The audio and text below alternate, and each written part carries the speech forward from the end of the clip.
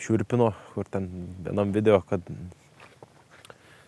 neužlygintas kelias, nesutvarkytas, čia gal kaip ir įrodymą, gal kažkokie tokie. Nu, iš tikrųjų, pavasarį tai, taip, sakykime, ganėtinai baisiai atrodė, nes, nu, žiema buvo tokia pilna nuotykių, o mes tos darbus kažkaip įvykdėm, biokurą išsitraukiam, čia kaip tik apšnekėjom su Saulium. Gali Sauliu parodyti kadrą? Jis išlipęs taip iš mašinos iš karto sako, o čia kiek šašlykų pasižarintume, ne? Bet apskaičiavo maždaug plius minus, kiek čia yra pinigų gulinčių.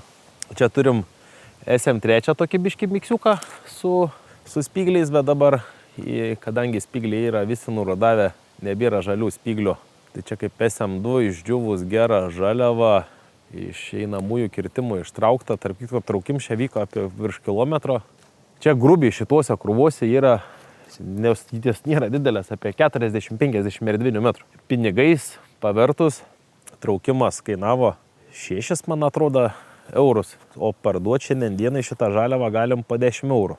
Tai 6 minus 10 yra 4 eurai, ne? O čia yra 50 erdvinių. Tai čia 200 euriukų navara yra.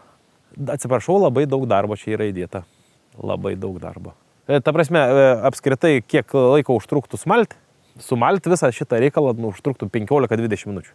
Atvažiavo, cukt, sumalėm, bet aišku, čia ir jeigu taip parodyt tą visą lokaciją, tai ant sankryžos bet kokiu oru, bet kada mes jas galim paimti. Tik tais viena problema ta, kad mes jau čia jas užmiršę esam. Čia tiek didelis kiekis, kad jos nėra pas mumis įtrauktas į apskaitą.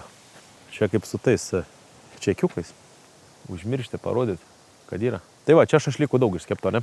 Čia atvažiavę iš karto matom, kad turim dovanėlių paliktų. Tikrai pavasarį dar prieš medžiam metant pumpurus, kraunant pumpurus, genėjo savo sodą, obelis ir atvežė čia biškį biokuro dovanėlės mums. Čia irgi matom, kad kažkas kažką darė. Čia jau biškį kit soda tvarkymo būdas, biškį tujikė kažką išsirovė, žolytė, tuje. Ir čia visai gan neseniai viskas daryta, nes spygliai dar karpyti žali. Čia šitą dovanėlę čia kažkas pardavimui padėjo, kaip čia, ką čia su jie daryti, pavyzdžiui, čia skaito šiukšlinims ar kas. Mes tai žinom, kad čia mes pasidėjom ir mes susimalsim. O kas čia? Čia Saulius uždavė klausimą, tą medžių ir viskas gerai. Jo, čia pušis nulūžus, bet tikrai jinai nulūžus ne dėl mūsų darbų ar dėl dar kažko.